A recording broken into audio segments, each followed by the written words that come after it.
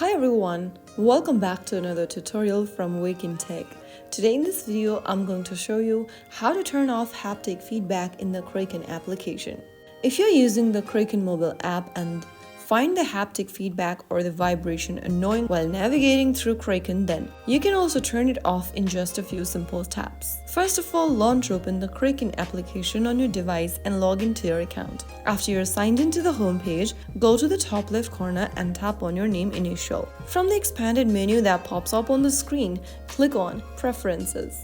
Under Preferences, you will see Haptic Feedback button. Toggle off the button right next to Haptic Feedback, and this will disable vibration while tapping or performing actions in the app. If you found the video helpful, don't forget to like, share, and subscribe to our channel. I will see you again in the next episode. Thank you for watching.